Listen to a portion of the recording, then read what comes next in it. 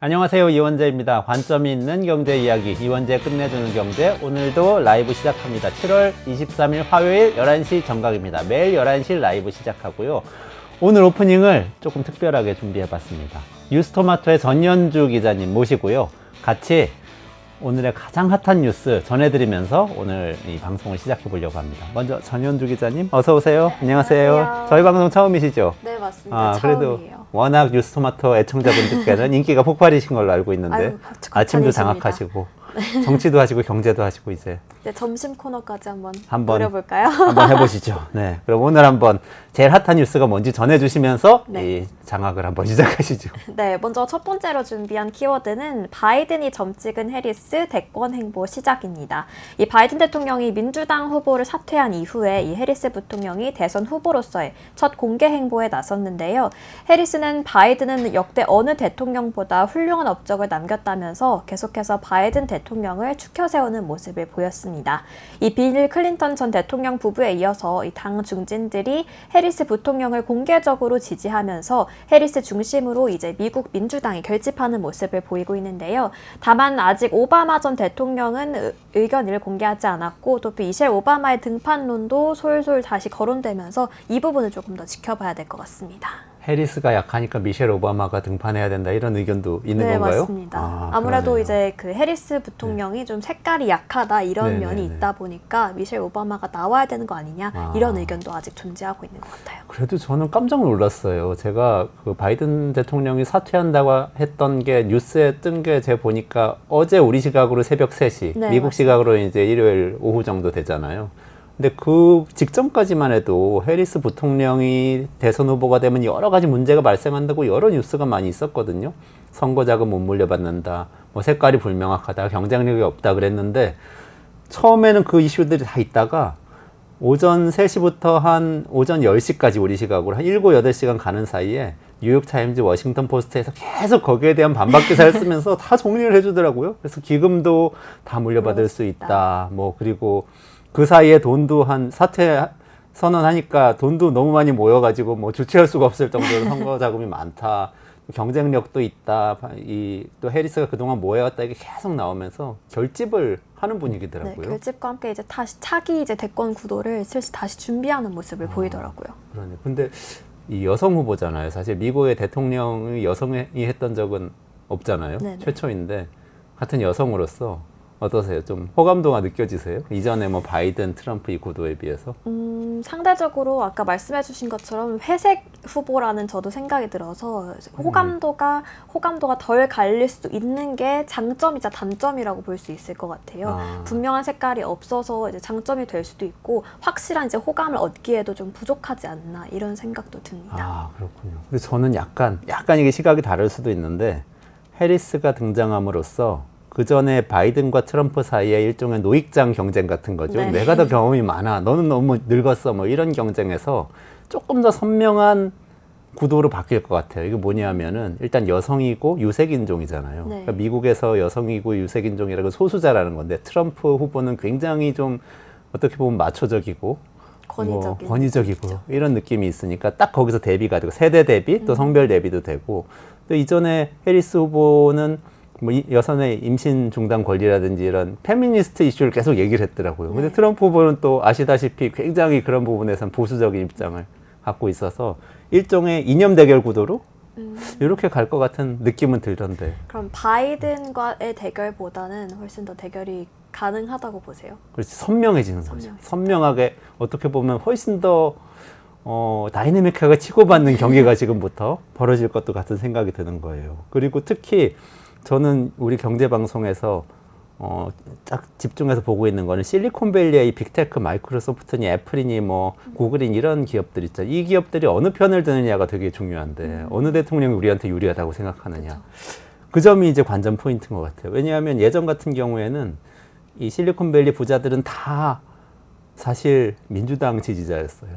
빌 클린턴 대통령이 이 닷컴 붐을 만들었다 이렇게 생각하고 있고 케네디 추앙하고 뭐 오바마 좋아하고 이런 식이었거든요. 왜냐하면 유색인종이고 다양성 이런 거 좋아해요. 이민자들이 와서 많이 일하고 있는 실리콘밸리이고 뭐 이렇기 때문에. 근데 이번에 보니까 일론 머스크가 테슬라 CEO잖아요.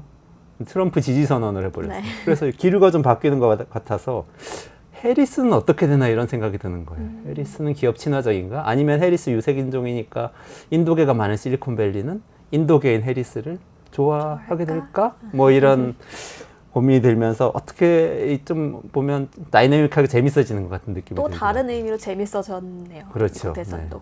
불확실성의 세계 속으로 들어가는 거죠. 미국 대선 여파가 크죠? 다음 뉴스도 관련이 있는 것 같은데요. 네, 맞습니다. 다음 뉴스는 이제 국제 유가에 관련된 뉴스를 준비를 했는데요. 국제 유가의 약세가 계속되고 있습니다. 현지 시간 22일 서부 텍사스산 원유 9월물은 전날보다 0.45달러 내린 78.19달러에 마감하면서 5주 만에 최저치를 기록을 했는데요. 이 유가 전망은 앞서 말씀해 주신 것처럼 미국 대선 구도와도 연관이 있다 이런 분석이 나오고 있습니다.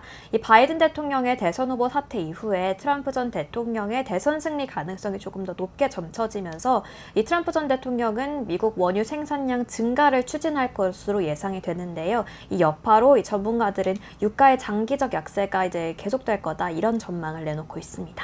저만 그런 건가요? 저 갑자기 동해에서 유전 발견했다는 그 대통령의 발표가 뉴스가 갑자기 있죠. 네. 떠오르는데 이렇게 기름값이 떨어지고 그러면은 유전을 발견했다는 뉴스도 그거 자체도 불확실하지만 발견했다 하더라도 뭐 그 가치는 점점 떨어지는 거 아닌가요? 이 소식이 조금 퇴색되는 의미가 있겠죠.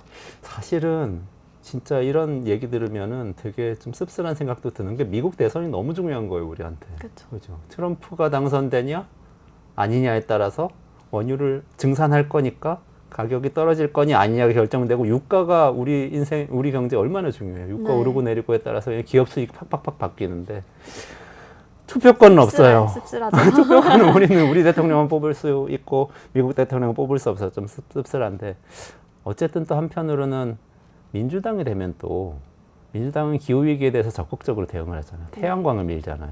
그러면 석유는 또 수요가 줄어들어서 석유 가격이 떨어질 것 같기도 하거든요.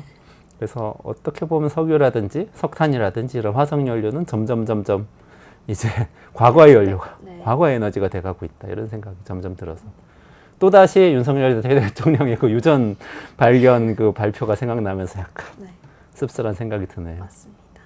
약간 부끄럽기도 해요. 어떠세요? 저도 이거 아침 뉴스픽에서 제가 그 뉴스를 전했었거든요. 그러면서 뭔가 이게 정말 있을 수 있는 일인가라는 생각이 들면서도 그걸 이제 대통령이 직접 발표를 했었잖아요. 그러면서 아직 준비가 안 된 상태로 많은 이렇게 발표가 이뤄졌던 것 같아서 아직까지도 저도 의구심을 가지고 좀 지켜보고 있는 입장입니다. 알겠습니다. 다음 소식으로 넘어가 볼까요? 네, 다음 소식은 미국 증권거래위원회가 현지 시간 22일 가상화폐 이더리움 현물 상장지수 펀드 ETF 거래를 승인을 했습니다. 이더리움 현물 ETF가 이제 증권거래위원회 승인을 받은 건 이번이 처음인데요. 가상화폐 중에서는 지난 1월 가상화폐 대장주로 꼽히는 이 비트코인에 이어서 6개월 만에 얻은 승인입니다. 23일부터 거래가 가능한데요. 이번 소식으로 이제 이더리움의 실물 가격이 오를 것으로 전망되는 가운데 아직까지는 큰 변동 없이 거래되고 있는 것으로 파악됐습니다. 이것도 굉장히 중요한 미국 대선 이슈잖아요. 그쵸. 트럼프 대통령이 크립토 대통령이 되겠다 이렇게 막 얘기하면서 네. 바이든 정권은 반크립토 정권이다. 그러니까 트럼프 강세로 인해서 이제 코인 시장도 엄청 이제 요동을 쳤었잖아요. 맞아요. 네. 며칠 전에 바이든 대통령 사퇴하니까 또 비트코인 가격 엄청 많이 올랐어요. 바이든 대통령은 사실 반 크립토 대통령은 아닌데 그렇게 좀 브랜딩이 돼가지고 그런 것 같아요. 혹시 좀 가지고 계세요? 저 가상화폐 아주 조금 가지고 있습니다. 정말요? 그러면은 혹시 트럼프 지지하시는? 그 정도의 영향을 받을 수량을 갖고 있지 않아서 저는 이제 갖고는 있지만 좀 지켜보고 있는 입장입니다. 그게 생각보다 많이들 갖고 계세요. 2030 세대에서는 어느 정도 이거 하나 정도는 가지고 있어야 되지 않나? 이런 풍토가 좀 있는 것 같고요. 워낙 이제 변동성도 심하다 보니까 내가 넣어놓은 돈이 좀 며칠 밤 지나면 이렇게 확 풀어나지 않을까 이런 기대감에 또 투자를 하는 것 같습니다. 그래도 이제 우리 아버님 어머님은 여전히 은행 가서 종이로 된 통장 가지고 가서 은행 가서 이렇게 돈 얼마 남았는지 찍어보고 네. 여기 찍혀야 돈이지 이렇게 생각하시는데 이게 가상자산 같은 거는 자산이라고 생각을 안 하실 것 같은데 세대 바뀌면서 많이 바뀐 것 네, 같아요. 그것도 좀 세대 차이가 좀 있는 것 같아요. 작년에 금융감독원에서 발표한 거 보니까 우리나라에서 가상자산 갖고 계신 분들이 자그마치 650만 명이나 되더라고요. 엄청 많죠. 네. 그중에 2030 세대가 굉장히 많을 것 같고, 근데 정말 지금 이 이더리움 ETF가 현물 ETF가 이번에 승인된 게 지난번에 비트코인 ETF 승인된 거에 이어서 두 번째인 거잖아요. 맞습니다. 이렇게 가다가 정말로 원래 이 가상자산이 얘기했던 기축통화 역할을 우리가 하겠다. 미국 달러가 너무 많이 돈을 풀어가지고 문제가 많이 생기지 않냐. 이게 보안이 확실한 암호화폐 갖고 하겠다 이렇게 얘기했던 게 진짜 그렇게 되는 날이 언젠가 오지도 않을까 좀 그런 생각이 들어요. 트럼프나 바이든이나 어쨌든 민주당이나 이거에 대해서 반대를 심하게 하지는 못할 것 같고 계속 이렇게 조금씩 제도화돼 가는 것 같아서 귀추가 주목되는데 그런 시대가 오는 거에 대해서 좀 어떻게 생각하세요? 긍정적으로 보세요? 가상화폐가 이제 기축 통화로까지 되는 시대가 온다면 그럼 이제 진행자 맡으시는 이건 좋은 질문이에요, 진짜. 네, 저는 전문가로서 긍정적으로 봐요. 단 저는 국가가 통제권을 갖고 있는 시장이 되어야 된다고는 생각합니다. 누구나 다 가서 하게 하면 이제 국가가 갖고 있는 여러 가지 문제점이 있지만 그래도 약자를 보호해주고 복지를 유지하고 이런 기능이 있기 때문에 아예 국가의 권위를 완전히 무너뜨려 버리면 안 되고 국가가 통제하는 범위 내에서의 특히 이제 뭐 디지털 화폐라고 해서 뭐 중앙은행 디지털 화폐라고 그래요. 네. 그런 것들이 이제 좀 활성화되면 좋지 않을까 그런 생각이 듭니다.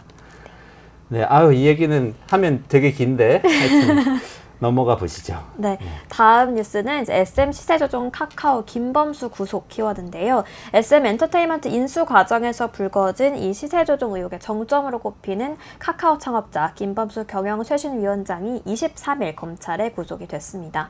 전날 영장실질심사를 벌인 뒤에 증거인멸과 도주에 염려가 있다면서 영장이 발부된 건데요. 검찰에 따르면 김 위원장은 작년 2월 SM 엔터테인먼트를 인수하는 과정에서 경쟁사의 하이브의 공개 매수를 방해하기 위해서 이 SM 엔터테인먼트 주가를 하이브의 공개 매수가인 12만 원보다 높게 설정할 목적으로 시세를 조종한 혐의를 받고 있습니다.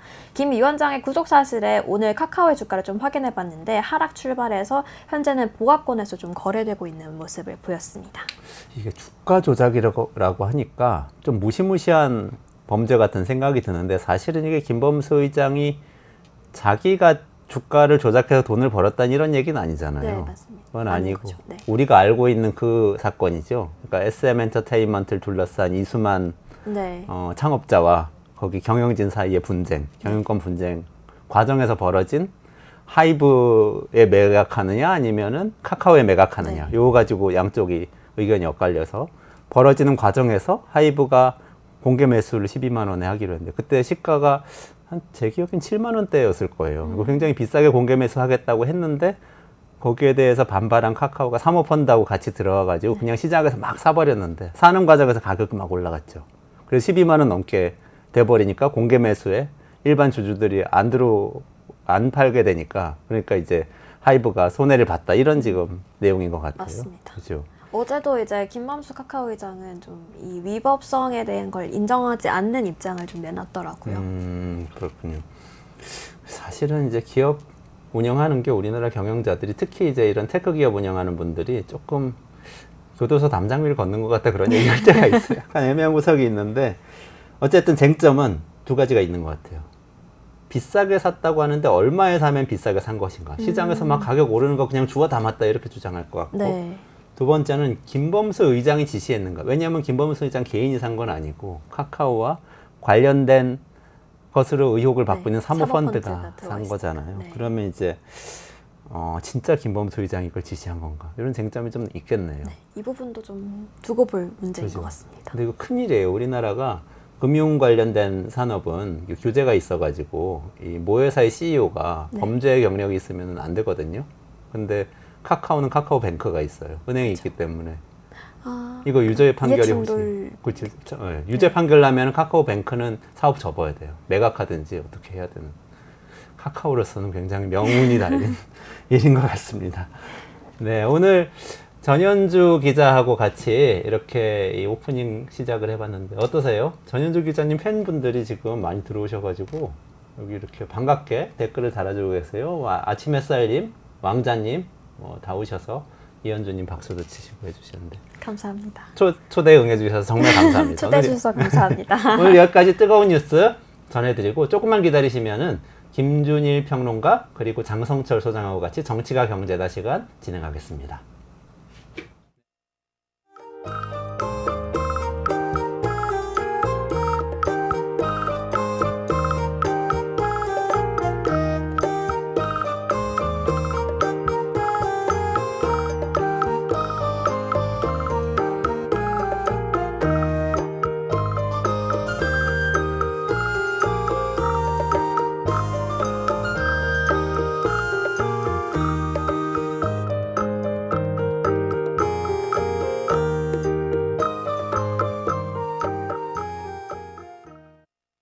트럼프가 당선이 된다 그러면 진짜 세금을 깎아줬을 때 미국의 달러 가치가 괜찮을까에 대해서 좀 걱정이 되는데, 소득세는 자기가 2016년 선거에서 이겼을 때 내려줬고, 근데 이게 2025년에 일몰이 되거든요. 네. 그래서 2026년에 다시 올라가는데 이거를 이제 영구적 인하로 가겠다라고 하는데 이건 할 것 같고요. 또 법인세도 많이 낮춰주겠다라고 주장을 하는데, 요즘 미국을 보면 공화당이 미국의 친기업적인 기업들을 지지 기반을 하고 있다는 우리의 전통적인 생각이지만, 요즘 미국에서 잘 나가는 기업들이 다 실리콘밸리에 있고 그들은 이제 트럼프의 지지 기반은 저는 아닌 것 같아요. 법인세 인하에 대해서는 조금 말을 거둔다 그러면은 뭐 미국이 어느 정도는 재정이나 이런 밸런스가 맞을 것 같은데, 법인세까지 낮춰준다 그러면 제 생각에는 민주당은 증세를 안 했을 때 문제가 될 것 같고요. 트럼프는 감세를 지금처럼 한다 그러면 미국 경제에 큰 도전이 좀 올 거라고 생각합니다. 달러 가치 하락으로 나타나고 또 미국의 금리가 올라갈 수도 있다고 봅니다. 달러가 약해지면서 이제 미국 달러에 대한 사람들이 의심을 하게 되면 높은 이자를 요구할 테고요.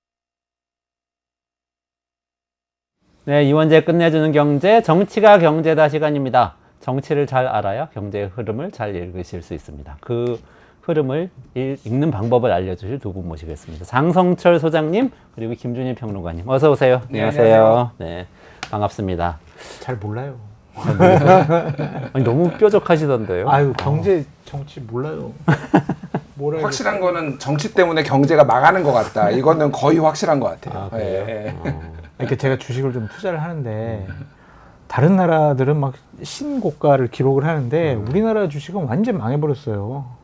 왜 그런 거예요, 도대체? 아니, 대통령 때문에. 대통령 무슨 얘기입니까? 지금 상속세가 비싸가지고 대한민국 경제가 이렇게 망하니 상속세를 깎아줘서 지금 역동 경제를 하겠다라는 게 정부의 청사진 플랜인데 이거 좌파적 생각을 가지고 있으니 저렇게 그 발목을 잡고 있는 민주당 탓인가 그러면? 상속세가 너무 걱정이 되신다면 두 분이 제일 걱정되실 것 같은데. 상속세. 저요? 왜 외국에 안 나? 이민 가셔야 될 것 같은데 요즘 신문 기사에 따르면 상속할 재산이 없어요. 뭐 상속받을 재산도 별로 없습니다. 별로 없어요? 나는 완전히 없어요. 이렇게 방송마다 다 나오시는데 그게 다 어디다 두시고? 아, 너무 짜 내가 보기에는 규탄한다. 방송사를 규탄한다. 컨텐츠 가격 제대로 매겨야 됩니다. 예. 컨텐츠 가격을 제대로 매기기 이름 위해서라도- 없는 연예인이 네. 방송 1시간 출연하는 것과 그 비용과 저희가 1, 2주 하는 거랑 1, 2주에 그냥 한 2, 30개 하는 거랑 거의 똑같아요. 그리고 대신 우리는 다른 가치를 만들잖아요. 사회 정의, 진실. 고발만 되더라. 고발, 고소. 욕. 받는 거는 욕. 김건희 여사도 10시간 만에 조사받는데 나는 뭐 그렇게 잘못했다고 심플한 사건 10시간 조사받았어요. 도대체. 좋아요. 그럼 오늘 방송으로 고발 한번 또 받아보실까요? 자, 그러면 말씀을 꺼내셨으니까 그거 한번 여쭤볼게요. 김건희 여사가 조사를 받았습니다. 비공개를 받았지만 공개가 됐고 검찰총장이 어제 보니까 이 출근하면서 취재진한테 이거는 잘못됐다 얘기를 했고 그 사이에 또 감찰 지시를 했고 또 담당 검사는 그만두겠다고 얘기를 하고 급박하게 사건이 돌아가고 있어요. 전체적으로 지금 어떻게 보시는지 좀 궁금합니다. 저 먼저 할까요? 네. 예, 대한민국 검찰 죽었다. 망했다. 저는 이렇게 봅니다. 예, 지금 그러니까 뭐 어디서부터 얘기를 해야 될지도 모르겠어요. 이게 이제 사건의 지금까지 전개 과정을 보면은 자 도이치모터스 주가 조작 같은 경우에는 추미애 장관 그리고 윤석열 검찰총장 때 배우자의 일이니 윤석열 검찰총장의 배우자의 일이니 이거는 이해 충돌의 소지가 있으니 검찰총장이 수사 지휘에 손을 떼라라고 이제 있는데 그게 아직도 남아 있어요. 언제부터 문재인 정권 문재인 정권 하는 거 다 반대만 하고 다 뒤집으려고 했는데 심지어는 어제 JTBC 보도를 보면은 이원석 검찰총장이 이거는 박성재 법무부 장관인데 이거 살려줘라. 아니 그거는 그 윤석열 검찰총장에 해당되는 거지. 그럼 대한민국의 모든 검찰총장은 다 도이치 못해서 주가 조작 수사를 못하는 거야? 지휘를 못하는 거야? 얘기를 했는데 안 받아줬다라는 거예요. 그러니까 지금 서울중앙지검의 논리는 그겁니다. 자, 수사 지휘권이 없으니 검찰총장한테 보고할 의무가 없다라는 거예요. 저는 보고를 하는 것과 수사 지휘를 받는 거는 또 다른 문제라고 생각을 해요. 수사 지휘를 안 하더라도 보고는 하는 게 맞다라고 보는데 어쨌든 그거를 받아들이고 자 그러면은 도이치모터스 주가 조작으로 이제 수사를 하기 시작했는데 서울중앙지검 이창수 쪽에 이제 중앙지검장의 주장은 그거예요. 이제 한번 왔는데 도이치모터스 주가 죽다 했으니 여사님 그냥 명품백 가방도 이번에 조사 받으시죠 라고 해가지고 5시간 20분 동안 또 밥 먹고 샌드위치 1시간 반 먹고 5시간 20분 동안 새벽 1시 거의 2시까지 1시 반까지 조사를 했다라는 거예요. 말이 됩니까? 갑자기 그러면 검찰은 조사 준비도 안 해갔는데 갑자기 조사하시죠 이렇게 해서 갑자기 조사가 되냐고요. 준비를 다 해간 거 아니에요. 그리고 언론 보도 보면은 이미 김건희 여사 측과 이렇게 하기로 사전에 조율을 했다라는 겁니다. 그런데 조사 10시간 만에 그러니까 밥 먹는 시간까지 거의 12시간 가까이 걸렸는데 조사 10시간 만에 밤 11시 16분에 저희 김건희 여사 지금 제3의 장소에서 조사하고 있어요 라고 이제 검찰총장한테 보고를 하니 검찰총장이 화가 납니까 안 납니까? 화가 날 수밖에 없죠. 그리고 검찰총장은 계속 법 앞에 예외도 성역도 특혜도 없다라고 본인이 주장을 해왔고 이원석은 전혀 골프도 안 치는 사람이에요. 그러니까 그냥 수사만 하는 사람입니다. 물론 그 수사의 방식이나 이런 거에는 논란도 있고 하지만은 전형적인 검찰주의자예요. 한마디로 얘기하면 쪽팔리다는 거죠. 왜 이거를 못해? 최소한 불러서는 조사를 해야 될 거 아니야라는 거를 계속 의중을 했었고 지난해 9월부터 이미 여기 용산하고 갈등이 있었다라는 거예요. 그때는 송경호 서울중앙지검장. 근데 이게 다 원래 한 팀이었거든요. 한동훈 법무부 장관하고 이원석 검찰총장, 송경호 중앙지검장이 옛날에 다 특수부에서 같이 했었던 사람인데 김건희 여사 불러서 소환 조사하는 거 그것도 공개 소환 조사 포토라인을 세우는 것도 아니고 비공개로 합시다라고까지 거의 제안을 했는데도 안 받았다라는 거예요. 그런데 이런 식으로 몰래 뒤통수를 치고 그러니 이원석 총장 입장에서는 열받을 수밖에 없는 거죠. 그러니까 야 감찰 지시해라고 하는 건데 9월 15일이 임기거든요. 임기가 끝나요. 검찰총장. 8월이면 8월 초중순이면 이미 차기 검찰총장 후보 들어가야 돼요. 윤석열 정부 그 용산에서는 뭐 간둘라면 간도 뭐 거의 이 분위기로 보시면 돼요. 네. 지금 근데 뭐 감찰부 조사 지시하고 이런 거는 뭔가 버티면서 뭔가를 바로 잡아 보겠다 이런 움직임은 아닌가요? 바로 잡을 수가 있을까요? 감찰 지시해서 그냥 최소한의 항변이 아닐까? 검찰총장이 할 수 있는 게 별로 없잖아요. 공개적인 반발 이거 잘못된 것 같아요. 그거랑 그냥 내부적인 감찰 지시 잘못된 것 같아 이거지 실질적으로 뭘 바로 잡을 수는 없잖아요. 김건희 여사 수사 뭐 조사 결과를 딱 보고 야 이거 미진한데 재조사해 이러한 지시까지 내릴 수가 있을까라는 좀 생각이 들어서 저는 뭐 검찰총장이 뭐 버티기 하고 임기까지 채우고 중간에 그만두고 이런 것들을 별로 대통령실에서는 신경 안 쓸 것 같아요. 뭐 하든지 말든지 뭐 이럴 것 같고 그 마음의 기저에는 이런 게 있는 것 같아요. 감히 그냥 뭐 대검 기획부장 뭐 이런 거 시켜줬었는데 검찰총장 시켜주는데 우리랑 호흡을 안 맞추고 감히 여러 가지 대들어 김건희 여사를 수사하겠다고 이런 마음인 것 같아요.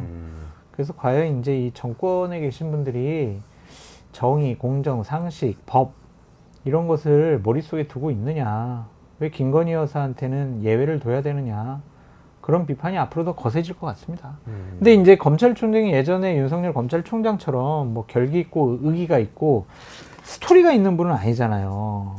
권력에 굴하지 않고 그냥 정의로운 검사의 상은 아니잖아. 그냥 조용한 스타일 아니에요. 그래서 이분이 또 어떤 선택을 하더라도 그렇게 국민적인 울림이나 영향은 없을 것 같다라는 생각이 듭니다. 그래도 이런 기회에 저는 사람에게 떠요? 충성하지 않습니다. 이런 말을 남긴 다음에 대구에 가가지고 딱 한번 이렇게 서문시장 가서 한번 예, 둘러보시고 얘기하고 민주당에선 대선 후보로 영입을 하고 검찰한테 한 번 속지 두 번 속나요. 예, 제가 이 얘기를 하고 싶어요. 예전에 박근혜 의원이 2008년에 이제 친박계가 이제 공천학살, 그러니까 친이계가 친박계 공천학살했을 때 딱 이 얘기를 했거든요. 저도 속고 국민도 속았습니다. 이 유명한 얘기잖아요. 저는 이거를 보면서 당원도 속고 국민도 속았다. 뭐 이렇게 얘기하고 싶어요. 그러니까 말씀하셨다시피 본인이 검찰총장 때 패싱 당했다라고 하면서 분노하고 뭐 추미애 들이받고 막 뭐 그러면서 굉장히 정의롭고 검찰의 어떤 칼날은 성역이 없어야 된다라고 본인이 얘기했잖아요. 다 무너졌어요. 제가 보기에는. 예. 이게 본인은 어제 대통령실에서 나온 반응이 웃긴데 검찰 내부의 일인 것 같다. 잘 모르겠다. 유체이탈 없으면서 와 이건 진짜 내로남불의 유체이탈의 정말 역대급 막장이다 이런 얘기를 안 할 수가 없고 하나만 더 말씀드리면은 저는 이 기사를 보고 제가 충격을 받았어요. 농담이 아니라 제목이 뭐냐면은 어제 저녁 7시 반쯤에 나온 채널A 단독 보도예요. 제목이 뭐냐면은 김 여사 측 노출되면 조사 중단. 이게 제목이에요. 예. 김건희 여사가 노출되면 예. 조사 중단할 것을 조건으로 조사를 받았다 이런 뜻인가요? 그러니까 이 장소, 시간 이런 거를 김건희 여사가 다 했다라는 거는 다른 언론 보도로도 나왔어요. 그래서 이제 경호처 있는데 그 건물, 그 무슨 수련원이 이제 뭐 거기 청와대 그 인근에 있는 거 사랑채 옆에 있는 거기서 이제 받기로 한 건데 이렇게 읽어드릴게요. 김 여사 측이 조사 사실이 외부로 노출되면 조사를 계속 받기 어렵다는 우려를 검찰에 전달했던 걸로 전해졌습니다. 아니 지가 뭔데 피의자가 야 이거 언론 보도 야 검찰총장한테 보고돼 나 조사 안 받아 나 끝날 거야 이게 말이 됩니까? 이게 그거를 검찰이 받아줬다는 거예요. 그 밑에 줄이 더 충격적인데 이 때문에 조사 당일 김 여사를 조사했던 검사들은 휴대전화를 사전에 제출했던 걸로 알려졌습니다. 대한민국의 아니, 그러니까 줄 받은 거예요? 자 검사가 조사 왔어요. 저 여사님 조사 좀 하겠습니다. 자 휴대전화 제출하세요. 네 이렇게 다 내가지고 휴대전화 다 모아가지고 수업 시간도 아니고 주섬주섬 한쪽에 두고 검사들이 지금 김건희 조사했다라는 겁니다. 이게 대한민국이 이게 맞나요 이게? 그러니까 나는 진짜 충격이다. 충격이에요. 그러니까 아니 검찰이 피의자의 휴대전화를 압수를 해야죠. 필요하면은. 그렇죠. 아니 피의자가 검찰 휴대전화를 압수를 하나요? 이 미친 거예요. 제가 보기에는 이거는. 이게 근데 아무렇지도 않게 지금 일어나고 있고 이거를 검찰에서 부끄러워하지도 않고 이프로스나 내부통신만에 이거에 대해서 올라오지도 않고 검사장 회의 소집해야죠. 이런 일이 있는데 검찰총장도 패싱한 데다가 지금 이게 말이 되나요 이게? 그러니까 저도 그러면 앞으로 검사한테 받으면은 저희 쪽으로 오시고 휴대전화는 자택에 좀 놓고 제가 압수를 할 수 없으니 그래도 되나요? 이 발언 때문에 고발당해서 조사받게 되시면 그렇게 하시기 바랍니다. 저는 검찰에 걸려있는 게 있어가지고 이거 보고 검찰이 빡쳐서 저를 기소할지는 모르겠으나 전 말도 안 되는 일이 지금 대한민국에서 벌어지고 있다. 예. 검찰이 어떻게 이런 걸 받아들였을까요? 저는 그것도 좀 신기해요. 이전 같으면 절대 그러지 않았을 것 같은데 상식을 벗어난 일이 계속 벌어지고 있네요. 근데 그러면은 그 다음에 여파가 어떻게 될지 그 충격적인 사건이라는 건 이제 많이 인지가 됐고요. 국민들과 야당이 아유 그래 조사했으니까 이제는 다 무혐의네. 검찰에서 무혐의 한다고 했으니까 뭐 이거는 죄가 없네. 특검을 안 해도 되겠네. 이러겠냐고요. 이거 뭐야 이게 봐주기 한 거 아니야? 역시 특검밖에 없구나. 이런 식으로 공세를 강화할 가능성이 높아 보이고 국민들 같은 경우에는 야 어떻게 이렇게 대통령 배우자라고 이렇게 봐줄 수가 있나.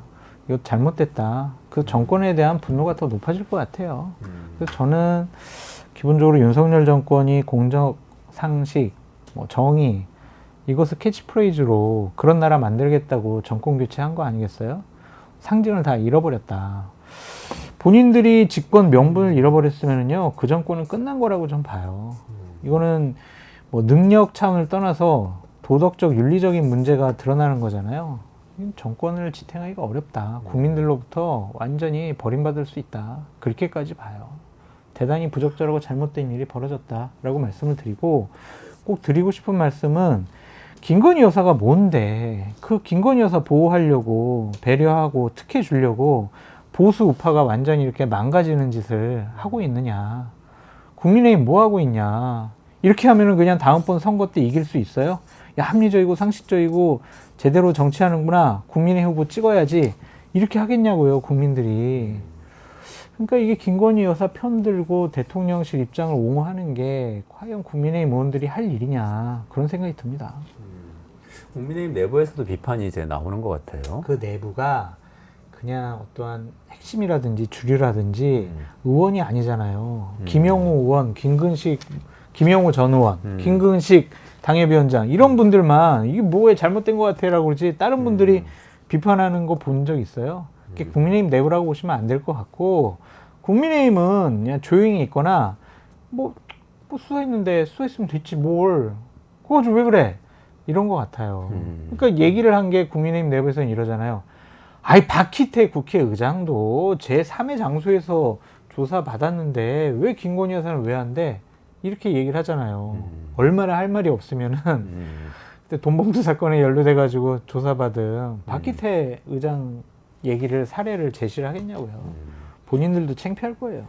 그러니까 이거는 비슷한 사례하고 비교를 해야죠. 그러니까 대통령 배우자 혹은 가족 이게 전에 사례들이 어떻게 됐느냐 이거를 봐야 되는데 예를 들면 2004년에는 전두환 그 비자금 때문에 이순자 여사가 이미 이제 퇴임을 한 그러니까 전 여사죠. 그러니까 전 여사란 말은 거의가 현직이 아닌 상황인데 비공개지만 소환 조사 받았어요. 피의자가 아니고 참고인이었음에도 불구하고 대검 중수부였나 중앙지검이었나 나가서 조사 받았고 2009년에는 박연차 게이트로 권양숙 여사가 이미 이때도 퇴임한 때였죠. 그러니까 그때도 부산지검에 가가지고 소환조사 받았습니다. 비공개였지만은 왜냐면 참고인이었기 때문에 그 외에 예를 들면은 경호법에 보면은 대통령 가족도 다 경호 대상이에요. 그 아들들도 경호 대상이잖아요. 그러면은 그 YS 아들 김현철, 그러면은 뭐 DJ 아들 김홍업, 김홍걸, 그리고 그 저기 MB 아들 이시영 다 중앙지검이나 다 나가가지고 대검 중수부 가서 다 포토라인 서고 다 받았어요. 진짜 100번, 1000번 양보를 해도 비공개 소환 조사는 할 수 있더라도 그거는 검찰청에서 해야죠. 사례가 없어요. 그러니까 이게 어떻게 이런 일이 있을 수 있죠? 그러면은 이 분노를 김준일 평론가님, 장성철 소장님의 분노를 국민들도 많이 공유를 하고 있을 것 같아요. 그러면은 그 지지를 얻고 국회에서는 특검으로 가겠죠, 빠르게? 그렇게 전망해야 되는 거죠. 당장 김건희 여사 특검을 바로 진행시키겠다라고 얘기를 하고 있잖아요. 그래서 이건 속도가 좀 빨라질 것 같고 그것을 또 방어한다고 국민의힘은 또 물리력 동원을 하고 또 국민의 반감을 사는 여러 가지 얘기를 할 거고. 와, 제목 죽이네요. 측천무를 위한 검찰의 탬버린. 저게 누가 뭐 워딩이겠지 저거는. 예, 저거 누군가가 워딩을 저렇게 뽑아. 저는 저 기사는 아직 못 봤는데. 조국 대단하네요. 대표가 측천무라는 표현을 썼어요. 예. 그런데 측천무를 활용한 여러 가지 이제 그러니까요. 발언이 나오고 있는 거죠. 그러니까 이거는 황후예요. 황후. 왕후도 아니고 황후다. 제가 보기에는 왜냐면은 뭐 권력이 그러니까 윤석열 대통령을 보호하려는 것보다 김건희 여사를 지금 보호하려는 게 훨씬 더 강해요. 모든 그리고 수단이 다 어떤 권력이 다 그러니까 대한민국의 권익위가 조롱거리가 됐잖아요. 지금 그럼 지금 300만 원 받아도 되는 거냐 명품백 막 도배가 됐거든요. 그러니까 권익위라는 기관을 완전히 바보로 만들었어요. 이게 김건희 하나가 보호하겠다고. 그러니까 이게 말이 되나요? 그 이원석 총장이 말한 건데 저는 이거 명언축에 드는지 모르겠는데 법 위에 한 사람도 있어서는 안 된다. 법 위에는 한 사람도 있어서는 안 된다. 그렇죠. 그렇게 얘기를 했더라고요. 권력은 바뀔 수가 있고 정권도 바뀔 수가 있지만 대한민국이 수십 년간 지탱해온 시스템은 누군가 한 사람에 의해서 바뀌거나 변경돼서는 안 되잖아요. 근데 이번에 그런 모습들이 계속 보여져서 과연 저분들이 대한민국이라는 이러한 시스템을 뭐 본인들이 존중을 하고 지키려는 의지가 있는 것이냐 그런 생각까지 들어요. 그냥 내가 대통령이니까 내 마음대로 하는 게 뭐가 문제야 라고 생각을 하는 것 같습니다. 정말 창피하고 부끄럽습니다. 근데 일단 일정으로 보면은 내일 민주당은 지금 양대 특검법, 김건희 특검법, 한동훈 특검법 두 개 다 이제 회부하겠다는 얘기를 하더라고요. 네. 그러면은 한동훈 후보가 당대표 이제 되겠죠 아마? 네. 되겠죠. 된다면 바로 이제 시작되는 건데 어떻게 될까요? 그 대통령 탄핵 청문회도 바로 다음 날로 걸려 있고.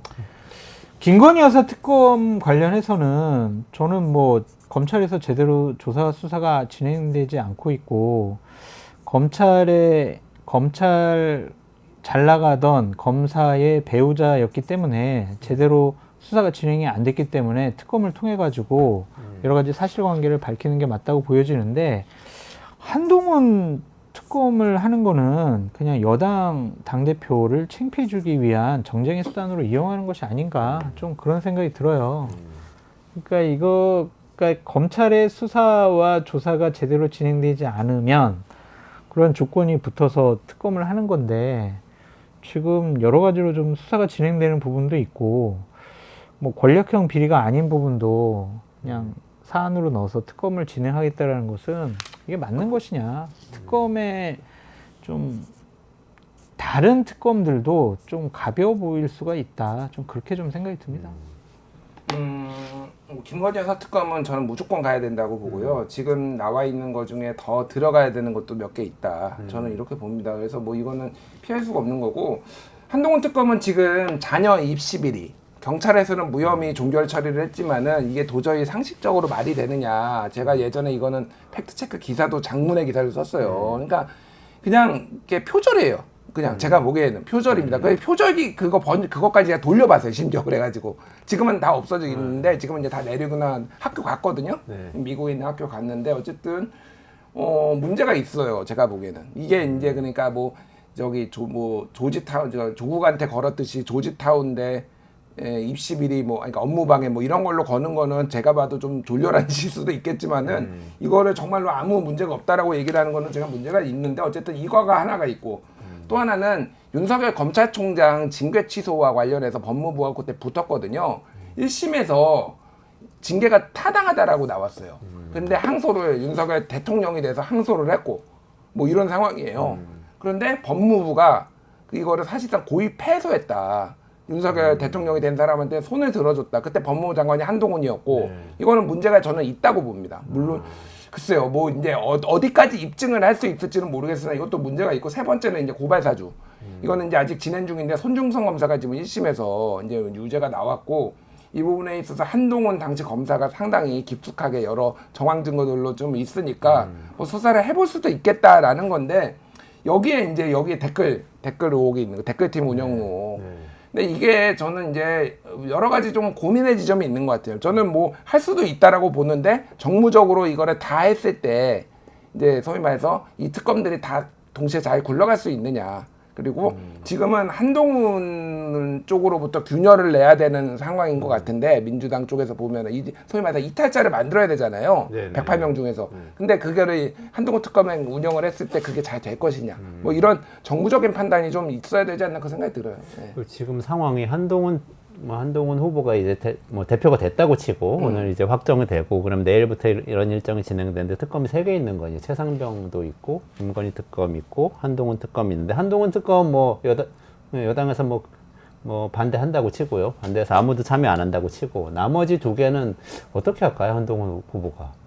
한동훈 특검을 일단 모두가 반대를 할까? 그것도 그래요? 그것도 의문이에요? 친윤들이 찬성할 수도 있어요. 그래요? 네. 대통령이 거부권을 행사 안 할 가능성도 배제할 수 없지만 정말요? 그거는 가능성은 낮아요. 그거는 설마. 그건 싸우자는 전쟁하자라는 거기 때문에 그러면은 최상병 특검도 통과시켜 버리고 막 이런 이상한 근데 너무 난장판다. 나중에 재투표할 때는 익명이잖아요. 네. 친윤들 이를테면은 나경원 원희룡 측에 있었던 사람들 정말로 다 한동훈 특검에 부결을 던질까? 알 수 없어요. 알 수 없는데 지금의 싸움의 연장선상이 계속되면은 상당히 당의 내용이 있을 수도 있고 그러니까 이게 어디에서 어떻게 균열이 날지를 지금 정확하게 모르겠어요. 솔직히 얘기하면 좀 예측 불가능한 상황이다 지금은. 균열의 징후가 있고 한동훈 특검이 균열이 될 수 있는 어떤 아니, 기로가 될 수 있다. 최상병 특검도 이를테면 한동훈 측에 19명 의원이 지금 있다라고 했잖아요. 현역 의원들이. 그들이 그러면 일사불란하게 우리는 최상병 특검 해야 됩니다라고 이렇게 한동훈 안이 나오면은 그걸로 갈 것인가? 한동훈 안은 나올 수가 있는 것인가?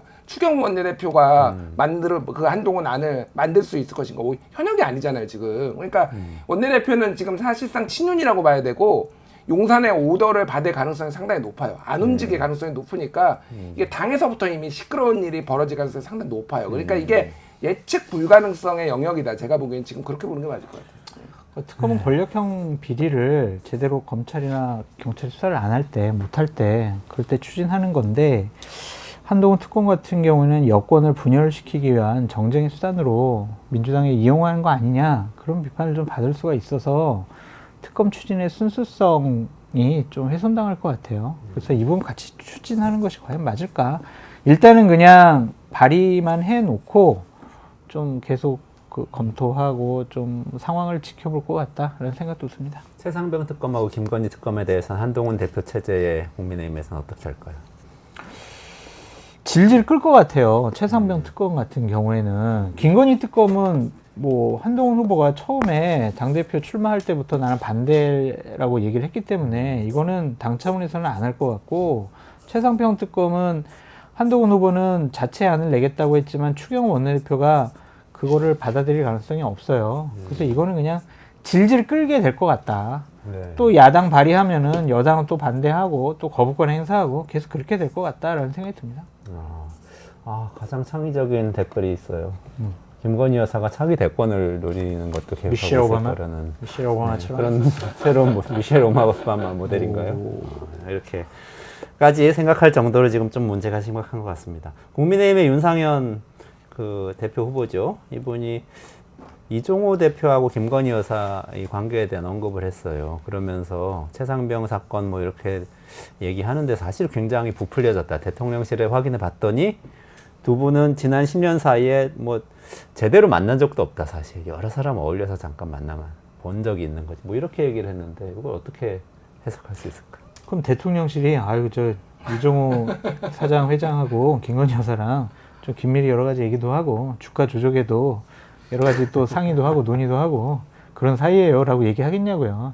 이거는 그냥 이런 주장을 할 필요도 없는 거고, 이거는 나중에 어떤 수사 결과를 통해서 확인돼야 될 문제지, 윤상현 후보가 대통령실에 확인을 해서 한 얘기를 우리가 이렇게 논평할 가치가 있을까, 그런 생각도 듭니다. 믿을 수 있어요. 연락처도 없고 만난 적이 없다고 주장한다. 한두 번 본 적은 있다. 여러 사람과 섞여서. 이걸 뭐 어떻게 뭐 믿어요.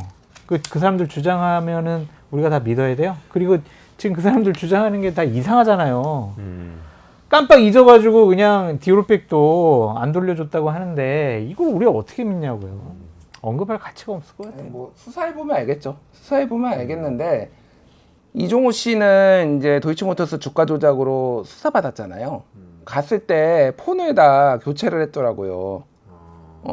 연락도 안 하고, 뭐 김건희뿐만이 아니라 왜 뭐 다른 해가지고 했는지 뭐 감춰야 되니까, 연락처가 나오면 안 되니까. 그러시네요. 증인 선서 안 하시고. 예, 뭐 그런 거예요. 그런 거고. 그러니까 저는 이제 도이치모터스 주가 조작 잠깐만 얘기를 하면은, 도이치모터스 주가 조작은 김건희 여사랑 아무런 관련이 없다라고 얘기를 하잖아. 피해자다. 그냥 맡겼는데 내가 현금이 한 50억 있는데 그 중에서 한 60%인 한 30억 원 정도를 그냥 믿고 맡겼어, 계좌에. 그래서 알아서 투자해달라고 했어. 그런데 얘들이 이 돈 가지고 나는 아무것도 몰랐는데 막 거래를 하더니 사기를 쳤어. 그렇게 좋은 사람들이 있어요. 돈도 벌어주고. 그런데 마지막에 보니까 김건희, 최은순 합쳐가지고 23억이 남아있어. 이런 사람 좀 찾아줘라, 제발. 뭐 사기를 하든 나는 모를 테니까 알아서 내 돈 23억만 좀 불려줘, 그냥. 근데 이런 분들, 그게 이제 대표적인 게 이종호잖아요. 좋은 분이죠. 훌륭한 분이에요. 이런 사람이 어딨어. 알아서. 모르는 그냥. 사람인데. 모르는 잘 사람인데. 모르는데. 지가 그냥 입출금 다 한 거야. 하고 투자도 다 해가지고 23억 원을 불려줬어. 연락 안 했을까, 진짜?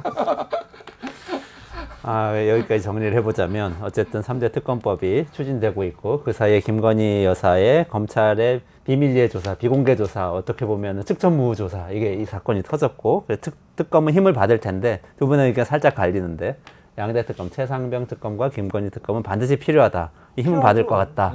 근데 이 한동훈 특검은 약간은 좀 논쟁이 있을 수 있다. 이 정도까지 이제 정리를 하고, 어떻게 되는지 지켜보면 좋을 것 같아요. 좀 급물살 살 것 같다는 게 김준일 평론가님 의견이시고, 좀 시간 끌 것 같다는 게 장 소장님 의견이시고. 네네네. 좋습니다. 국민의힘 얘기로 좀 넘어가 볼게요. 전당대회 오늘 이제 결론이 나올 텐데 네. 어대안 되는 겁니까? 됩니다. 네, 확실한 거고요. 되겠죠. 결선 투표 없이. 어대안의 의미가 바뀐 건 아시죠? 바뀌었어요? 예, 어차피 당 대표는 한동훈이 아니라 어쩔 수 없이 당 대표는 한동훈이다. 그래요? 진짜 어쩌고 기사 바뀌었어? 기사 검색해보면 나와요. 어쩔 수 없이 당 대표는 한동훈이다. 그러니까 다른 대안이 별로 없다. 그러니까 이게 잠깐 차별화를 이제 해야 돼. 보수에서도 바보들이 아니고 야, 이대로 가다가 다 망할 것 같아.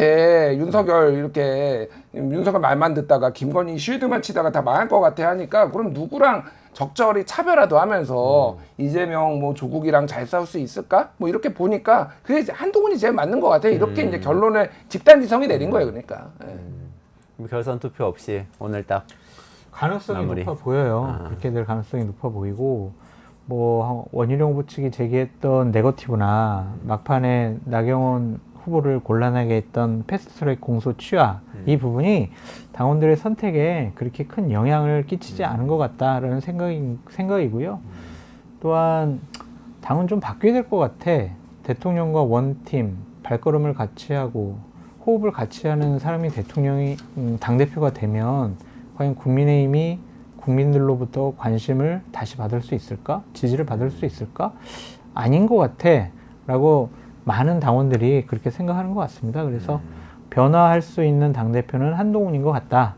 지지고 볶든지 죽이 되든 밥이 되든지 일단 한번 해봐라. 이런 생각인 것 같고요. 네거티브가 잘 먹히지 않은 게 갑자기 뚝 떨어진 후보가 아니라 지난번에 비대위원장도 하고 전당대회도 하면서 전 지역을 정말 한 2번 정도, 3번 정도 다 돌았어요. 당원들 다 만나고.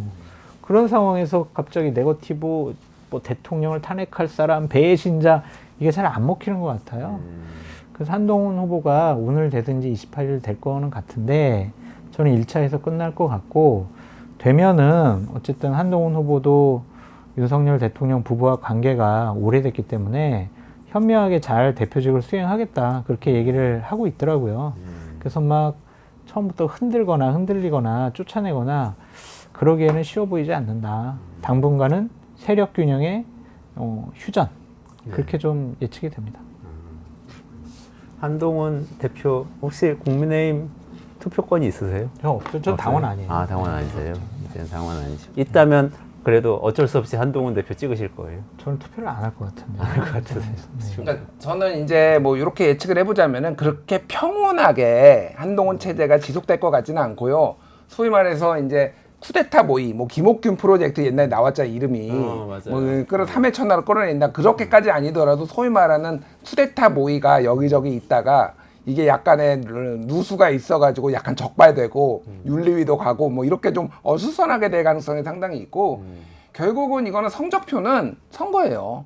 당대표들이 자기 임기 못 끝낸 거는 거의 다 본인이 막 무슨 사법 리스크 엄청 생기고 뭐 이런 거 빼놓고는 다 선거입니다. 그러면은 지금 올해 10월 달에 보궐선거가 있는데 이거는 그냥 시의원 선거 뭐 이런 거예요. 그리고 호남에서 열리는 거니까 여기에서는 조국혁신당과 민주당이 후보를 내서 특히 호남에서는 조국혁신당이 엄청 많이 나왔거든요. 그렇기 때문에 지난번 총선 때 다른 데보다 훨씬 높아요. 민주당하고 비슷하게 나왔어요.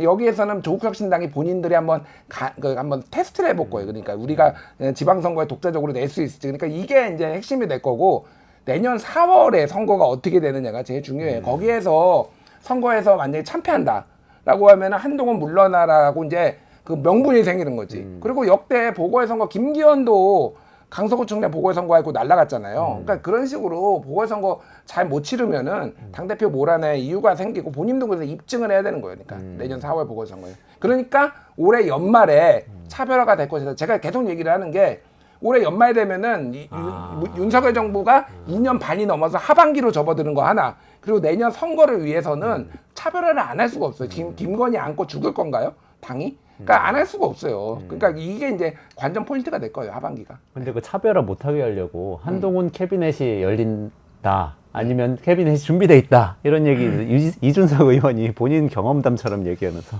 있는데 그렇게 얘기를 했어요. 한동훈이 갖고 있는 윤석열 부부의 캐비넷도 있어가지고 서로 쌤 서로 안 까는 걸로 휴전. 그렇게는 안 될 것 같아요. 네. 그러니까 전략적이지 공멸이지 않은 공멸. 그러니까 전략적이지 않았는데 이번에 나경원한테 패스트트랙 관련해서 국회 선진화법 위반 수사 이거 나한테 공소 취소 요청했잖아 맞아요. 그랬잖아요. 이게 그러니까 일종의 매드맨 전략이에요.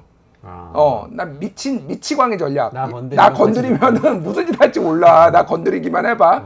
그러니까 의도적이진 않았다고 봐요. 준비는 해놨는데 그냥 툭 튀어나온 것 같은데 어쨌든 약간 그런 상황인 거죠. 그러니까 이거는 완전히 달라요. 그러니까 얘기했듯이 한동훈도 이미 준비를 하고 있고 뭐 이미 언론에 막 찌라시에 김옥균 프로젝트 나오고 막 이러고 있는데 가만히 있을까. 그리고 이준석이 뒤통수 맞아가지고 당대표 물러난 것도 봤는데 약점은 서로 다 주고 있고 문자 전화 통화 내역 다 가지고 있고 뭐 이런데 심지어는 뭐 이제 자폭할 수도 있어요. 진짜 최악의 경우에는. 근데 그래도 진짜 탄핵일 텐데 자폭을 하면.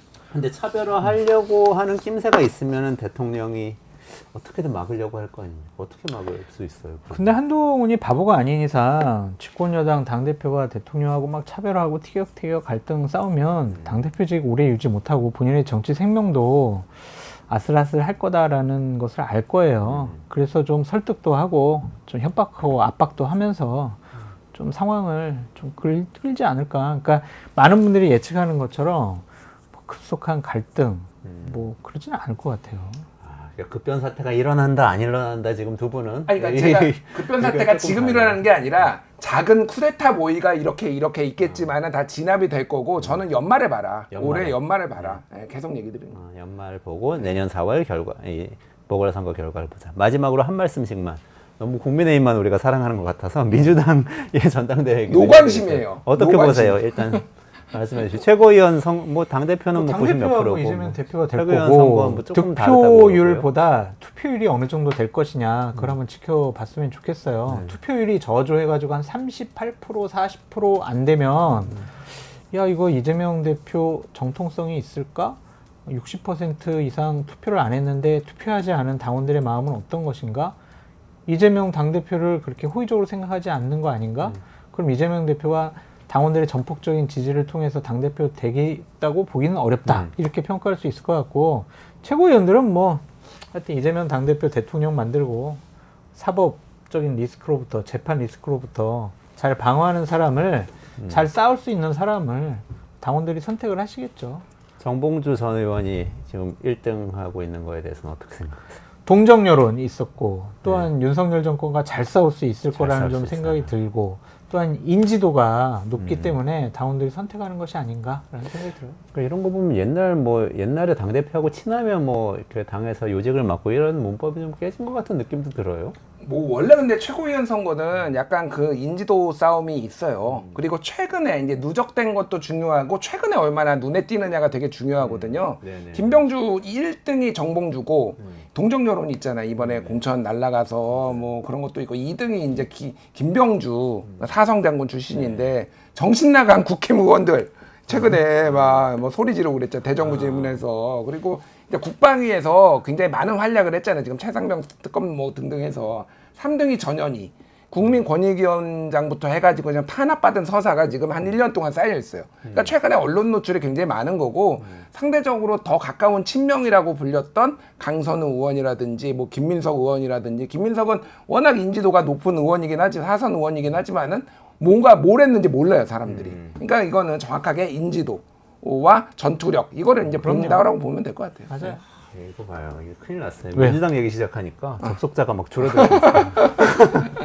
자, 이거 좀 정신 똑바로 차리고 잘 좀 해주시기 바랍니다. 네, 오늘 정치가 경제다 시간에 또 좋은 이야기 많이 해주신 장성철 소장님 그리고 김준일 평론가님이었고요. 조금만 기다리시면 해리스가 되느냐 트럼프가 되느냐에 따라서 실리콘밸리에 어떤 영향을 끼칠까. 거꾸로 실리콘밸리의 억만장자들은 지금 트럼프를 선택할 것인가 해리스를 선택할 것인가. 김외현 리드 나오셔서 얘기하시니까 끝까지 들어주시기 바랍니다. 자, 그럼 장 소장님 김 평론가님 같이 인사드리겠습니다. 고맙습니다. 네, 감사합니다.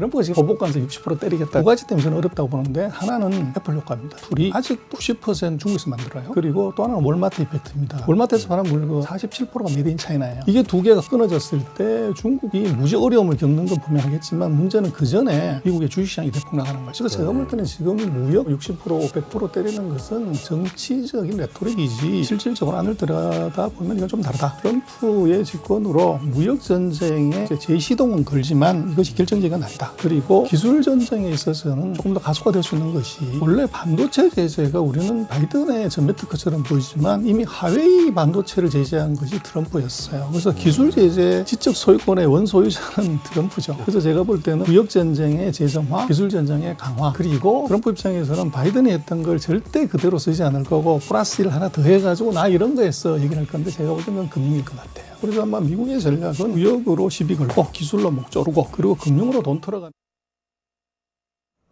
네, 이원재 끝내주는 경제 판교의 지평선 시간입니다. 김혜연 비인크립토 한국 일본 리드 모시고요. 미국의 실리콘밸리의 억만장자들은 트럼프를 선택할까 해리스를 선택할까 또는 트럼프 또는 해리스가 대통령이 되면 이들에게는 어떤 영향이 있을까? 이 문제 좀 살펴보도록 하겠습니다. 김혜연 리드님 어서 오세요. 안녕하세요. 안녕하십니까. 네, 잘 지내셨어요? 네. 안 오신 사이에 미국에서 큰일이 많이 벌어졌네요. 트럼프는 총격을 당하고 바이든은 사퇴하고 그리고 해리스가 새로운 대통령 후보로 민주당에서 부상을 하고 이 과정에서 실리콘밸리가 궁금해졌어요. 우리는 경제에 관심이 많고 또 이 테크 전문가이시니까 첨단 기업, 기술 기업들에서는 실리콘밸리 억만장자들 그전에는 민주당 굉장히 좋아했잖아요. 그렇죠. 빌 클린턴 때부터 사실 닷컴 버블 또는 닷컴 붐의 일종의 뭐 양아버지 같은 역할을 빌 클린턴이 하기도 하고 앨런 그린스판하고 같이 그랬는데 오바마도 굉장히 좋아했고요. 근데 최근에는 또 기류가 바뀌는 것 같기도 하고 바이든 사퇴 이후에 어떤 기류가 있는지 좀 궁금해서 모셨습니다.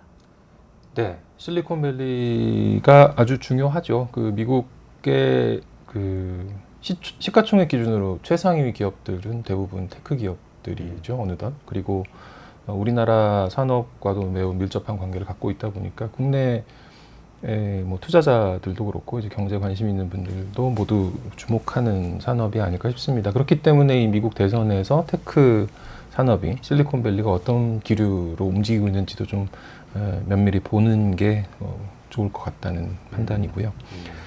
말씀하신 대로 실리콘밸리가 그 전통적으로 대선뿐만이 아니라 주지사, 뭐 상원, 의장, 시장, 교육위원 이렇게 뭐 선출직은 공화당, 민주당 중에서 민주당 간판만 내걸어도 아니면 우리식 표현대로는 깃발만 꽂아도 뭐 당선이 된다 이런 얘기가 있을 정도로 뭐 정부, 그러니까 워싱턴 DC의 연방 정부라든지 아니면 월스트리트의 대자본과는 좀 지역적으로 물리적으로 멀리 떨어져 있기 때문에 어떤 좀 규제와 거리가 멀고 또 좀 자유롭고 그렇게 모험 자본이 활성화되어 있는 그런 곳이라는 특징을 갖고 있는 게 사실입니다. 실제 수치로 보더라도 2016년 대선, 2020년 대선 때 실리콘밸리의 주민들이 그 민주당에 기부한 금액이 1억 6천만 달러, 1억 9천만 달러 수준입니다.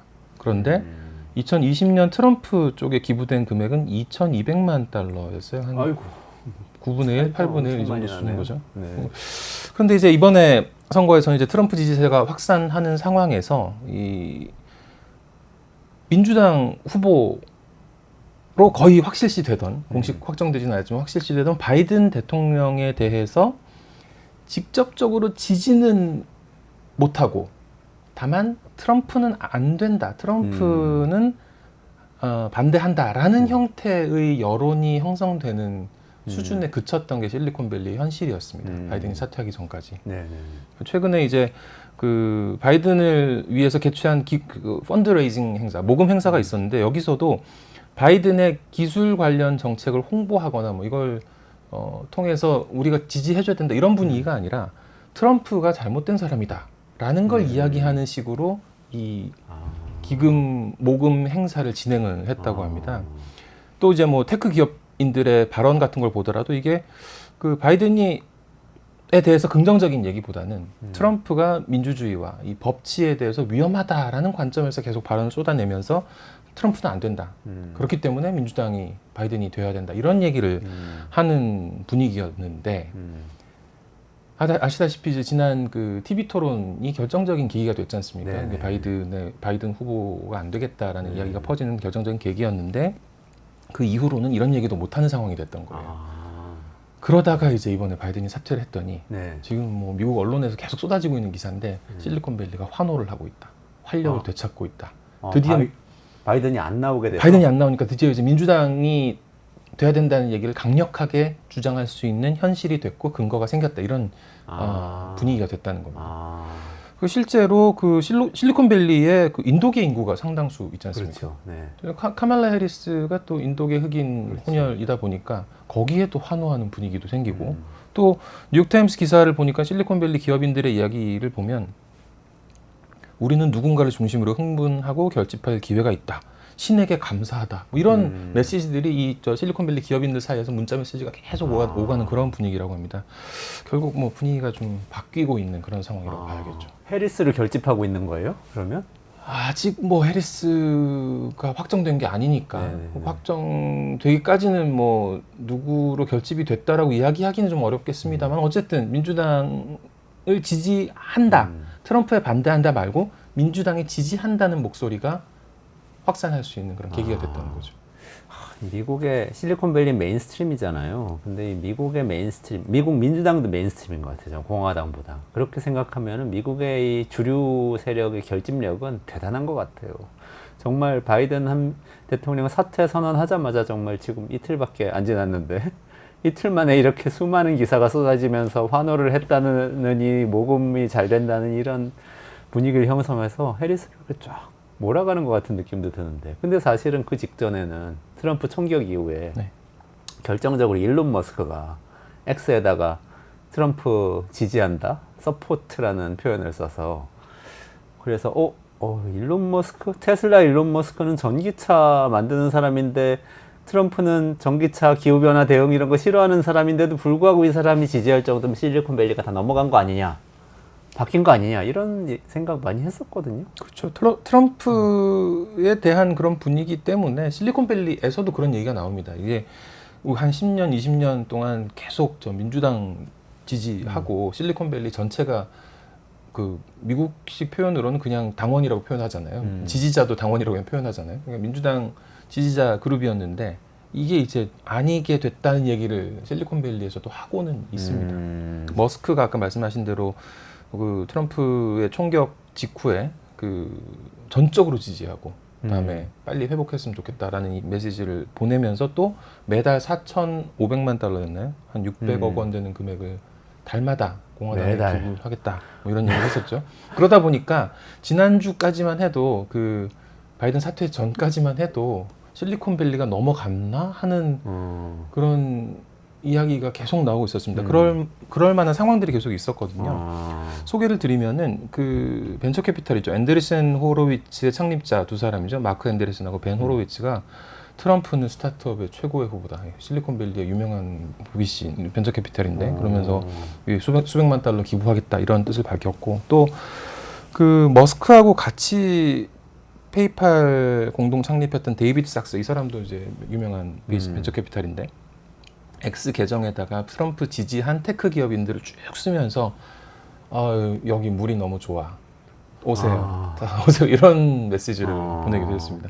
이 sak스라는 사람이 지난달에 자기 자택에서 트럼프를 위한 모금 행사를 열어서 트럼프를 불렀거든요. 네. 이때 1,200만 달러가 모금이 됐습니다. 1,200만 달러면 그 얼마예요? 100억 100억대잖아요. 150억 가까이 되는 것 같은데. 그다음에 이제 세콰이어 캐피탈의 더그리온 전 대표 같은 사람도 트럼프한테 투표하겠다 이런 얘기를 하니까 이런 배경을 종합을 하면은 지난주까지 그런 얘기가 나올 만하죠. 그러네요. 민주당 사람들은 민주당 지지하던 전통적인 기존의 실리콘밸리 사람들은 트럼프는 안 된다라는 얘기 정도는 하지만 바이든을 찍어야 돼라는 얘기는 못하는 상황에서 트럼프 지지한 사람들이 계속 이렇게 돋보이니까 밴드웨건 효과 같이 뭔가 결집하는 것 같은 모양새가 됐을 거예요. 그러다 보니까 여러 기사들도 많이 나오고 그랬었는데 다만 이제 실리콘밸리에서는 그거는 실제랑 조금 동떨어진 것 같다. 물론 트럼프 지지하고 공화당 지지한 사람들이 있고 이 큰 이름들이 나오는 건 맞는데 실제 그 기부된 금액을 보면은 공화당보다 민주당에 간 금액이 한 4배 정도 크다. 그렇기 때문에 뭐 아주 뒤집혔다 이렇게까지 얘기할 건 아니라고는 했습니다. 하지만 그럼에도 불구하고 분위기가 바뀌고 있다. 이런 이야기들은 많이 나오던 상황이었죠. 이번에 공화당 전당대회 하면서 트럼프가 대통령 후보 될 건 뭐 모두가 다 알고 있었지만 또 부통령 후보를 제이디 벤스를 지명을 했잖아요. 제이디 벤스는 그 실리콘밸리 출신 아니에요? 거의 이력 전체가 이제 뭐 상원의원 되기 전까지는 테크 쪽에서 일했다고 봐야겠죠. 그렇죠. 그러니까 트럼프 본인이 이제 그 벤스를 소개하면서 기술 분야에 매우 성공적인 비즈니스 경력이 있는 사람이다. 이렇게 이야기를 했어요. 실제 벤스가 실리콘밸리에서 일을 하긴 했는데 사실 기간은 그렇게 길지 않습니다. 전체 해도 한 5년 정도 될 것 같은데 벤처 캐피털리스트, 약간 좀 주니어급의 벤처 캐피털리스트였고 또 바이오테크 기업의 임원이었습니다. 좀 이력을 소개를 드릴 텐데 여기서 핵심이 되는 인물은 피터 틸. 페이팔. 페이팔의 창업자죠. 실리콘밸리에서 자랐고 이 사람은 뭐 실리콘밸리에서 자랐어요. 자랐고 스탠퍼드를 나왔고 그다음에 실리콘밸리에서 기업을 계속 운영을 했어요. 진짜 실리콘밸리 네이티브네요. 하지만 공화당 지지자이고 2016년 선거 때 테크 업계에서는 거의 유일하게 트럼프를 지지했던 그리고 근데 실제로 기억나요. 기부까지 했던 엄청 막대한 금액을 기부했던 그런 기업인이었는데 제이디 벤스의 이력을 보면은 피터 틸이 이렇게 계속 보입니다. 피터 틸이 어떻게 되느냐? 벤스가 1984년생인데요. 2011년에 예일대 로스쿨에 다니고 있었습니다. 네. 그때 피터 틸이 연설을 하러 왔어요. 그 연설에 감명을 받았습니다. 그래서 피터 틸하고 연락처를 교환을 하고 피터 틸한테 계속 연락을 했다고 합니다. 계속 연락을 하다가 이제 처음으로 취업을 한 곳이 2013년에 졸업해서 샌프란시스코에 와서 실리콘밸리, 그러니까 생명공학 기업, 바이오테크 기업인 서킷 테라피우틱스라는 곳에 임원으로 취직을 하게 돼요. 근데 이 회사, 생명공학 회사 사람들의 얘기를 들어보면 피터 틸 안면을 봐서 채용을 했다라고 얘기를 합니다. 앞면을 봐서. 네. 그럼 피터 틸하고 이미 굉장히 친했고 그러니까 그 거의 인맥으로 이제 들어갔다. 취업을 시켜주는 것처럼 이제 그렇게 된 소개해줬다. 거죠. 거의 이렇게 된 거네요. 거의 그런 걸로 봐야겠죠. 그런 다음에 이제 이 2016년에 지금의 벤스를 만든 그 유명한 책 힐빌리의 노래라는 책이 나오는데 네네네. 그때 피터 틸이 홍보 문구를 작성해 줬습니다. 아 그래요? 네. 그 책하고도 연결이 되는구나. 그러면서 이제 그때 이제 본격적으로 그 피터 틸이 만든 벤처 캐피털 미스릴 캐피털이라는 회사에 들어가게 되는데요. 벤스가 여기서부터 여기서 이제 본격적으로 VC 일을 하게 되는데 2016년이면 선거가 있을 때잖아요. 네. 트럼프가 당선된 선거죠. 그러네요. 그때 아까 말씀드린 대로 피터 틸은 공개적으로 지지 선언을 했습니다. 근데 벤스는 트럼프는 난 절대 지지 못해라는 입장을 밝혔던 걸로 유명하죠. 그렇죠. 그래서 네. 그때 약간 이제 사이가 뭐 틀어진 건 아니고 서로 다른 입장을 갖게 된 거예요. 그러면 그런 상황에서 제이디 벤스는 미스릴 캐피털 피터 틸의 회사를 떠나고 그다음에 실리콘밸리도 떠나서 워싱턴에 있는 기업에 취업을 했습니다. 워싱턴에 있는 벤처 캐피털에 잠깐 일하다가 2020년에 자기 그 벤처 캐피털 조그만 회사 나리아 캐피탈이라는 회사를 신시내티 자기 고향 오하이오주의 신시내티에 설립을 하게 되는데요. 이때 이 회사에 피터 틸이 투자를 합니다. 그래서 피터 틸하고는 뗄 수 없는 관계예요. 오하이오주가 자기 고향이고 힐빌리의 노래의 그 그렇죠. 배경이 그 되는 배경. 그 지역이잖아요. 그럼 이제 피터 틸은 거기 뭐 무슨 연고가 있습니까? 그냥 이 제이디 벤스를 보고 제이디 벤스가 투자를 자기가 책에 이렇게 해서 우리 동네가 폐허가 되었다라고 쓴 그 지역에 책이죠. 다시 가서 사업을 하는데 피터 틸이 돈을 냈다 맞습니다. 이렇게 되는 거잖아요. 네. 그래서 이제 그러다가 그 회사를 운영하다가 그 이듬해 2021년에 제이디 벤스는 상원의원에 그 입후보를 하겠다라고 선언을 하고 실제로 이제 실질적인 정치에 나서는 거죠. 그랬으니까 이제 이 제이디 벤스 같은 경우에 피터 틸하고는 뗄래야 뗄 수 없는 관계인데 이게 어떤 식으로 나중에 발전을 하냐면은 벤스가 사실 이렇게 보면은 그 실리콘밸리에 어떤 뭐 큰 족적을 남기거나 한 인물은 절대 아닌 거잖아요. 그렇죠. 아닌데 이 제이디 벤스는 실리콘밸리의 그 피터 틸의 뭐랄까요 우산 아래에서 이렇게 이력을 쌓으면서 부자들을 만나게 된 겁니다. 부자들. 피터 틸과 그와 친구들. 친한 데이비드 삭스와 일론 머스크 같은 이런 사람들을 만나게 되고 이렇게 투자자들이 연결이 돼가지고 이게 어마어마한 자산이 됐는데 결국 나중에 벤스가 출마할 때 후원을 다 합니다. 후원자가 되는구나. 그런 데다가 더 큰 건 좀 전에 제가 데이비드 sak스가 자기 집에서 트럼프를 위한 후원금 모금 행사를 해서 1,200만 달러를 모았다고 했잖아요. 그 행사에 제이디 벤스도 왔어요. 근데 이제 트럼프가 이날 이 자리에서 왼쪽에는 sak스가 앉아 있고 데이비드 sak스가 앉아 있고 오른쪽에는 차마스 팔리아피티아라고 그 인도계 되게 유명한 저 캐피털 투자자인데 앉아 있고 또 여러 명이 앉아 있는 상태에서 부통령 후보 누구로 하면 좋을까요? 라고 얘기했더니 그럼 이 사람들 누구라고 하겠어요? 아는 사람 벤스밖에 없는 거. 제이디 벤스라고 아는 정치. 물론 이제 아는 사람 많죠. 다른 그 자리에 뭐 흔히 부통령 후보로 거론되던 정치인도 있고 한데 그냥 제이디 벤스를 다 추천을 했다고 하는 얘기가 지금 언론에 보도가 되고 그게 있습니다. 정설이군요. 제이디 벤스가 어떻게 부통령 후보가 됐는지 다들 궁금할 텐데. 결국은 이제 이 제이디 벤스를 보면은 실리콘밸리는 억만장자들을 연결을 해준 곳이기도 했고 반복적으로 후원금을 내주는 곳이기도 했고 또 이 사람들이 SNS 같은 데서 계속 이제 제이디 벤스 얘기를 하기도 했을 것이고 결국 부통령 후보까지 만든 실리콘밸리는 제이디 벤스와 뗄 수 없는 그런 관계인 거죠. 결국 실리콘밸리 억만장자들이 제이디 벤스를 부통령 후보로 만든 거네요. 그렇기 때문에 이제 월스트리트저널 평가인데요. 기술 기업의 이 경영진들이 월가의 금융 거물보다 트럼프 2기 행정부에 더 많은 영향력을 행사할 수 있다는 것을 의미한다라고 지금 평가를 하고 있습니다. 다만 그렇다고 해서 제이디 벤스가 무슨 엄청 뼛속까지 친 테크 기업 인사냐, 친 실리콘밸리 정치인이냐, 이건 뭐 약간 좀 이론의 여지가 있는 부분이 있습니다. 뭐냐면은 벤스가 반독점 규제에 대해서는 굉장히 본인의 이제 정치적 배경이 그렇잖아요. 오하이오주의 어떤 소외된 백인 노동자 가정에서 태어나서 어렵게 커가지고 겨우겨우 주류에 합류하게 된 이런 배경을 봤을 때 자수성가. 그렇죠. 이 반독점 규제에 대해서는 관심이 높을 수밖에 없고 거기에 대해 그 독점하고 있는 기업들에 대해서는 반감을 가질 수밖에 없지 않습니까? 독점을 깨야 한다 그렇죠. 이런 입장인 거죠. 그렇기 때문에 심지어 뭐 구글 같은 기업에 대해서는 분할해야 된다. 구글 분할.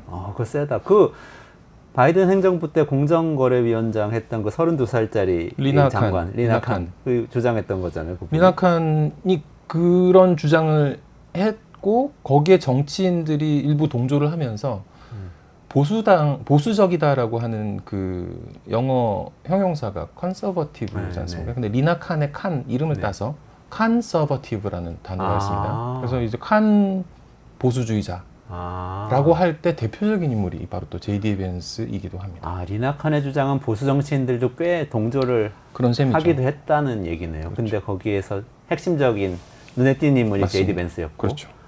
그러네요. 근데 트럼프 입장은 어때요?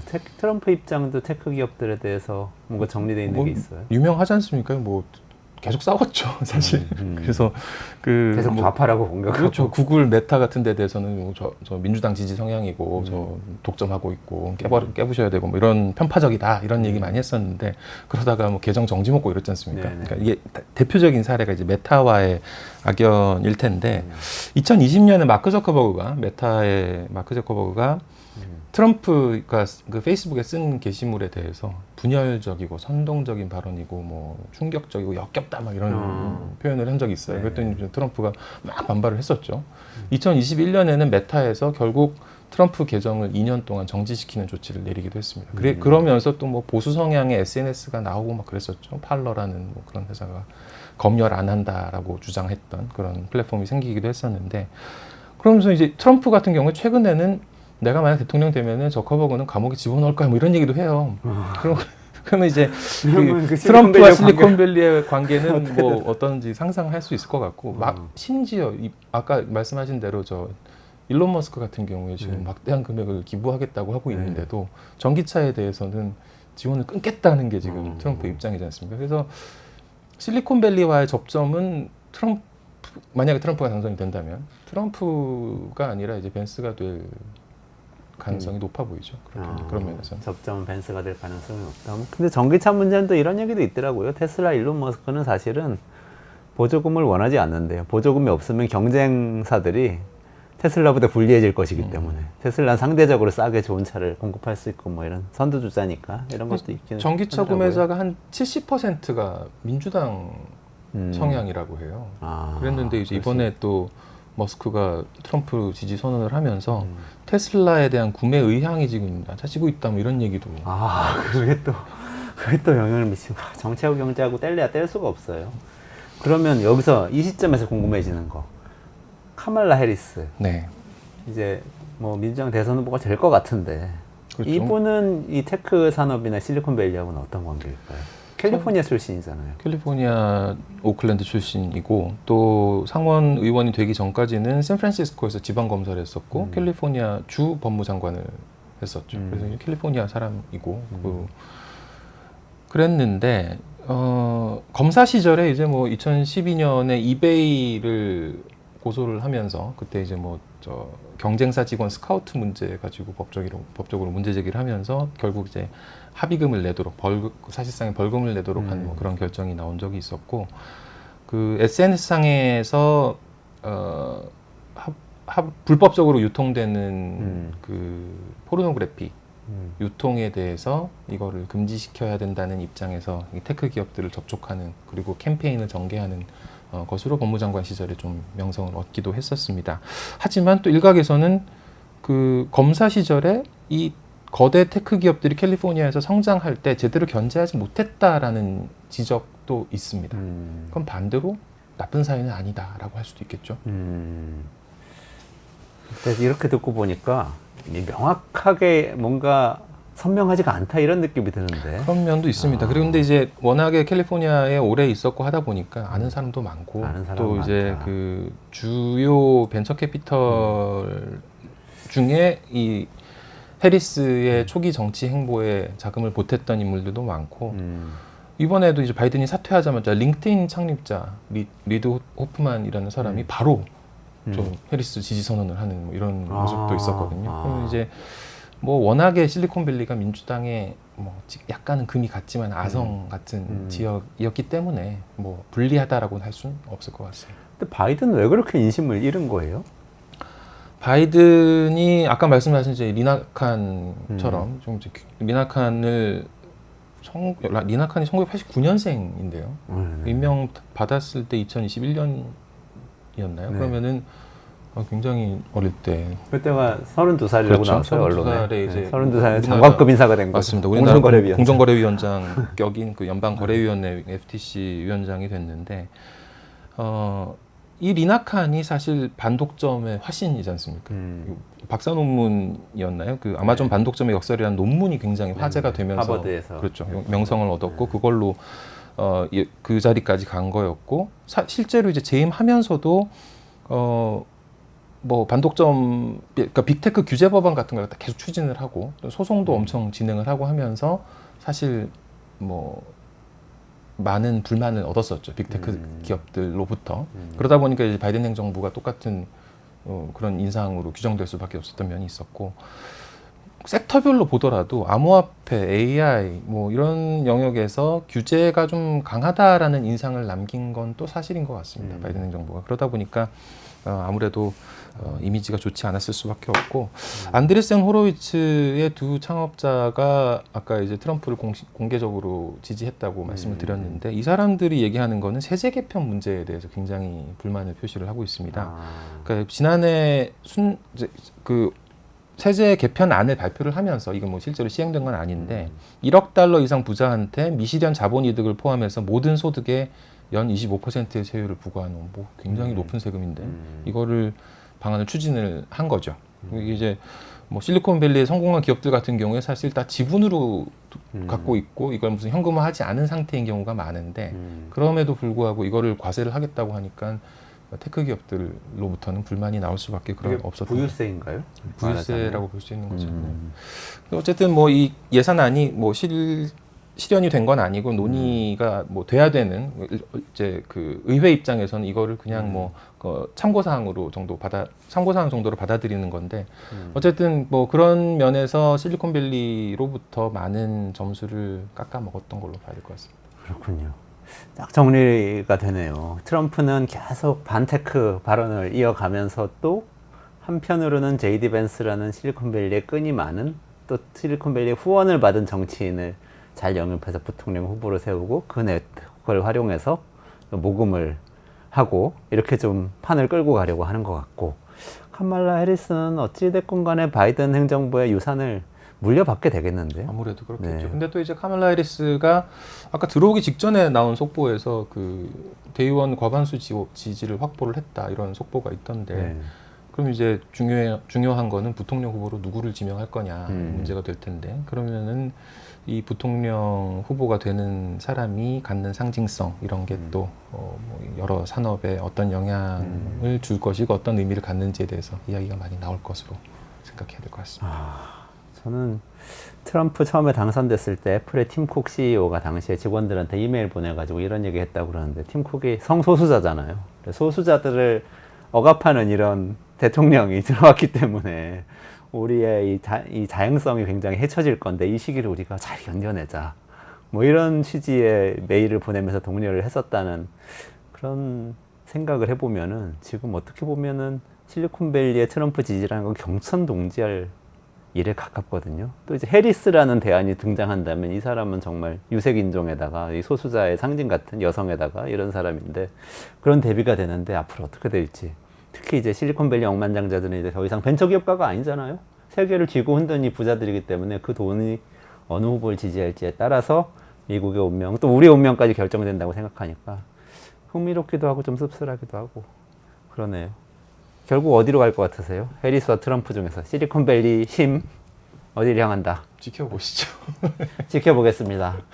이원재 끝내주는 경제 매일 오전 11시에 진행을 하고요. 오늘 김혜연 리드님하고는 여기까지 진행을 하고, 저는 내일 11시에 다시 찾아뵙도록 하고요. 김혜연 리드님하고 같이 여기서 인사드리겠습니다. 고맙습니다.